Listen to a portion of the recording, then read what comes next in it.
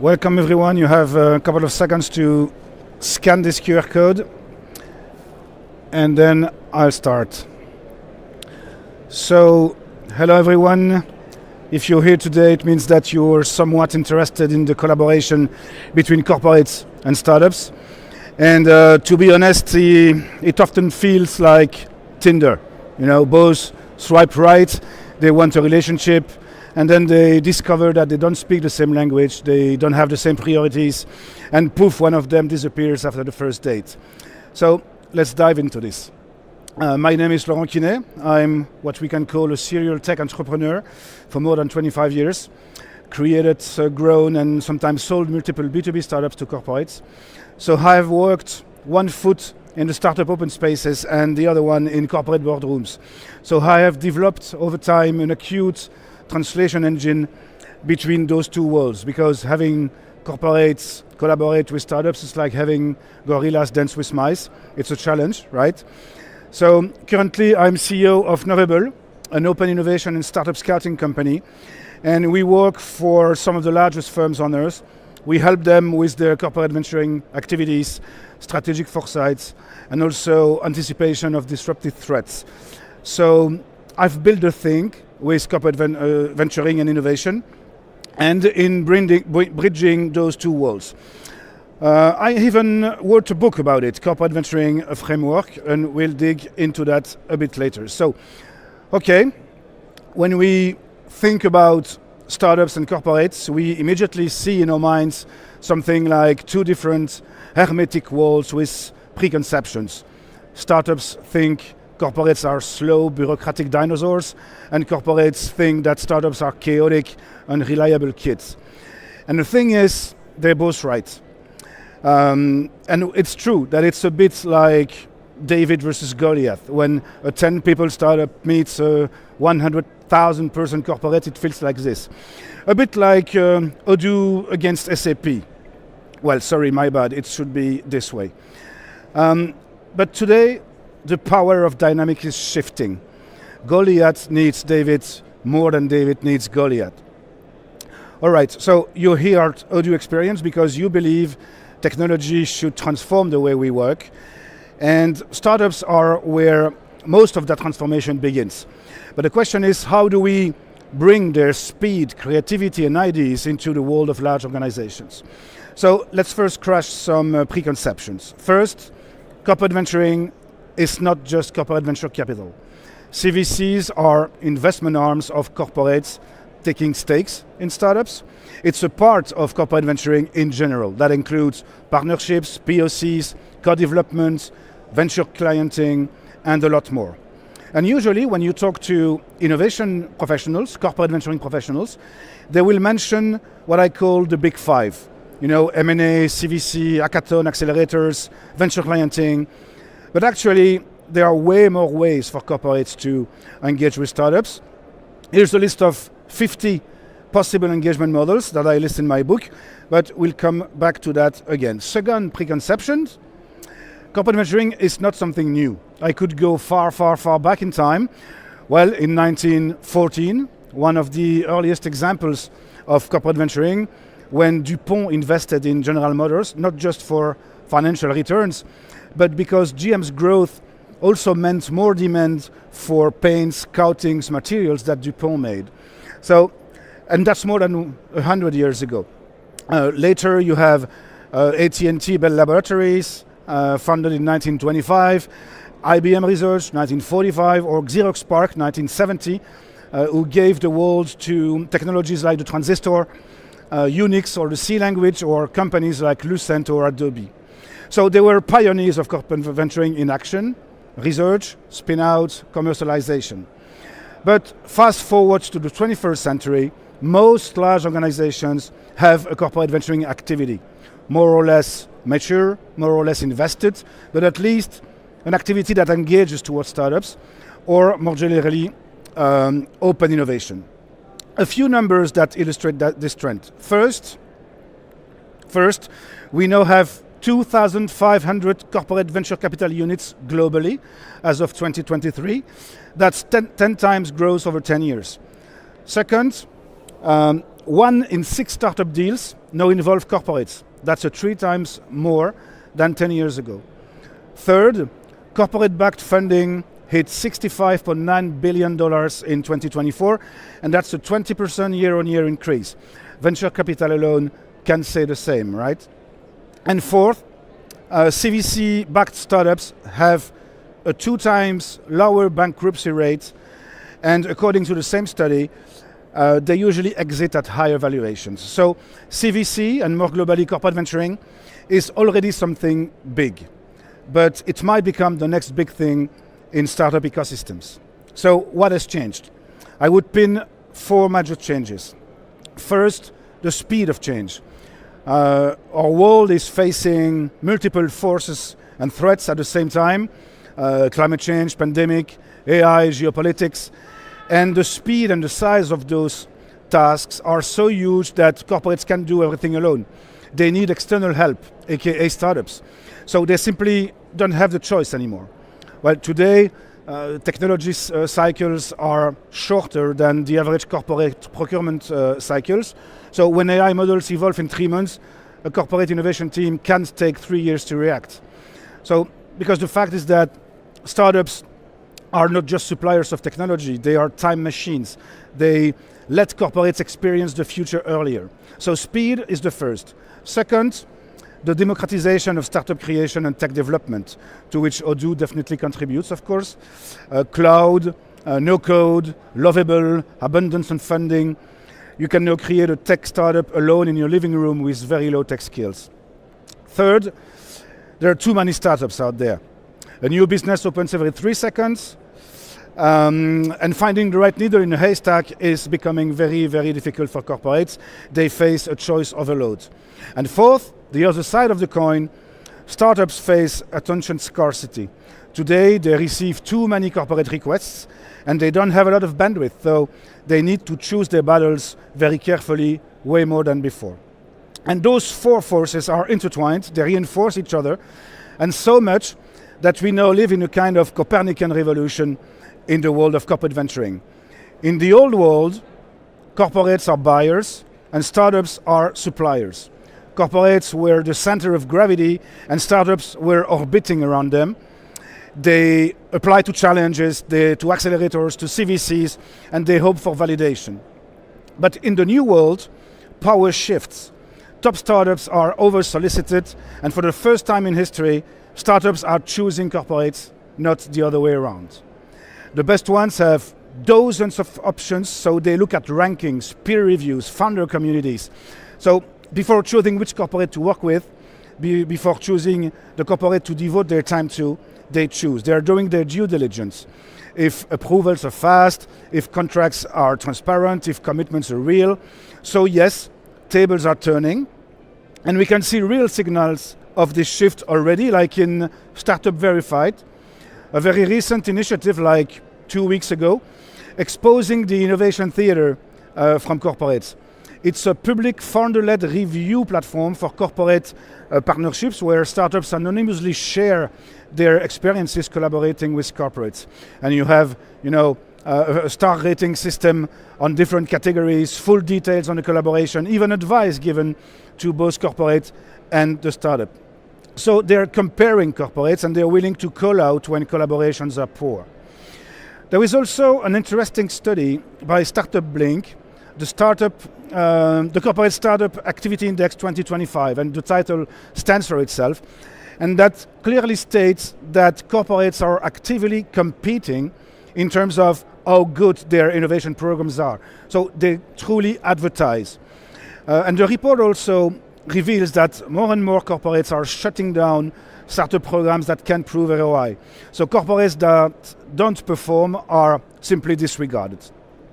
And this is not anecdotic. There are more than 200 corporate innovation challenges announced every month. Startups apply, they pitch, but rarely get a deal. And why do such initiatives fail? I see 2 reasons. The first is that the best startups don't need charity. They're already over-solicited, as I said. But second, if it's a public call, it will never be a strategic topic. It will be something that can fail, and that can be known to fail. If it was strategic, it would never be public. So yes, tables have turned. This is the Copernican revolution of corporate venturing. Corporates are no longer the sun. Startups are no longer satellites. The best ones now pull corporates into their orbit. So what can we do better? What can be done better? Both corporates and startups need to adapt to this new reality. And what can they do better? The answer is they both need porosity. Because real innovation doesn't want to be absorbed, it wants to be exchanged. Porosity means intentional permeability. It means allowing ideas, talent, capital and culture flow both ways. From the corporate to the startup, and from the startup to the corporate core. If you think about nature, the healthiest systems are porous. They adapt, they signal, they exchange, they don't trap innovation, they let it breathe. And so, true innovation will happen when it comes from the inside, with startups connected to the corporate bloodstream. So in a nutshell, both sides must increase their readiness. Corporates must become venture ready, and startup must become enterprise ready. So let's start with corporates. How can they do that? Well, we've worked with dozens of corporates around the world, helping them structure their corporate venturing activities. And we noticed that a lot of them were engaging in projects with no real link with their strategic objectives. They launch a corporate accelerator because the competitor next door is doing so. But the era of innovation theory is over. Management requires real results, they manage a P&L, so how to start something that will deliver value? So to answer that question, I've designed the corporate venturing framework, doing exactly that. It's a guide for making venturing a repeatable, structured discipline rather than a series of isolated experiments. So first, it lists 100 strategic objectives, 100 benefits a corporate can expect from collaborating with startups. Real ones, concrete ones.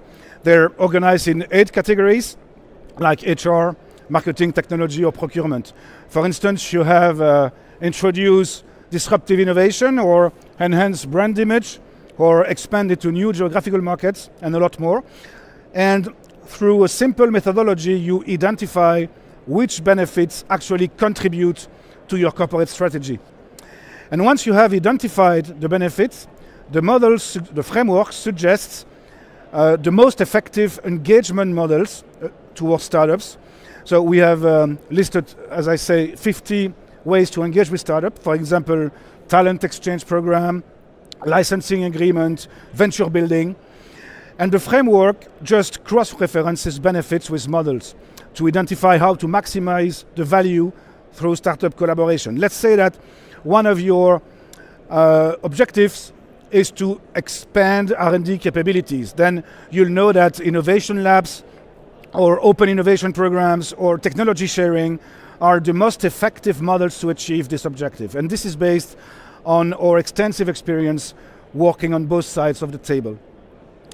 So that's one way to increase the venture readiness of corporates. Now let's look at the other side, the enterprise readiness of startups.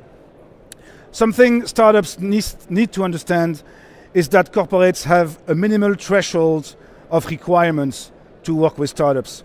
So you can have the best technology or solution in town. If your startup is not wired correctly, corporate compliance, let's say, in terms of IT security, governance or finance, it will never work. Corporates will always prefer working with a less advanced technology from an enterprise-ready startup than the other way around. So that's why we developed the enterprise readiness level self-assessment, which is a tool for startups and scale-ups to assess their ERL and derive a practical roadmap to progress on that scale. Obviously inspired from TRL, a technology readiness level, that has a scale from 0 to 9. The ERL has a scale from 0 to 200. It's a list of 72 criteria organized in 7 categories, like IT security, compliance, legal, operations, technology, and even soft criteria like responsiveness or transparency. So each criteria has a weighting score from 1 to 5, depending on the critical level against corporate standards. And you just tick the box when you meet the criteria. And at the end, it will automatically calculate your ERL, but also highlight the critical steps you need to take to increase that score. So startups and scale-ups can use this tool as a permanent benchmark and roadmap builder. It's very useful. So to conclude, I'd like to give a couple of recommendations, advice to corporates and startups. They're not a revealed truth, of course, but pragmatic tips coming from what we observed during these years with Novable. So for corporates in the room, first, be faster, because your 9 months procurement cycle is a death sentence for early stage startups. Better to sign small pilots quickly. Second, be transparent. If you don't plan to buy, don't run a challenge, because no startups can spot innovation theater. And third, be attractive. Well, think of yourself as being rated, because you are. Startups compare you to their other options. So don't ask if the startup is ready for you, ask if you are ready for the startup instead.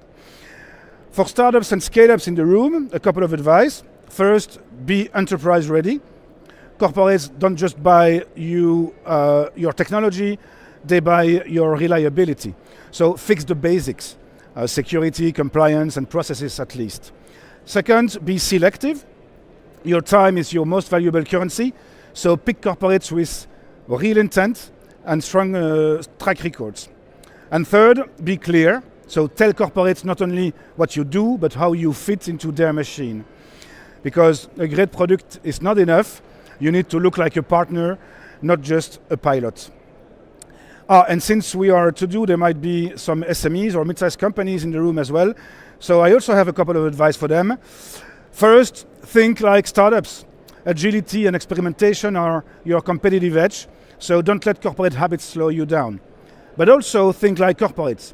Structure, governance, and professionalism make you more credible when you scale. And third, leverage platforms. Tools like Odoo, for instance, let you scale processes without losing flexibility. And actually, SMEs are the sweet spot. Nimble enough to move, but solid enough to deliver, so you can play that card. Well, to conclude, I'd say that collaboration is no longer a transaction, it's an ecosystem. And the winners will be those who build mutual readiness. And by the way, it's a mutual survival affair. Corporate will die if they can't adapt, and the task is huge, but startup also will die if they don't have corporates as partners.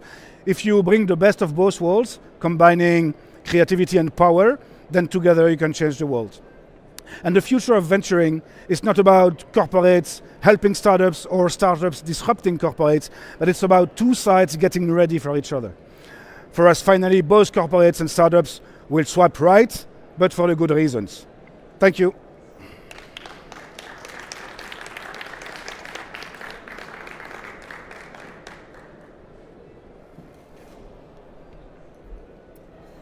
Thank you very much for the talk. I don't know if you can hear me. Yeah.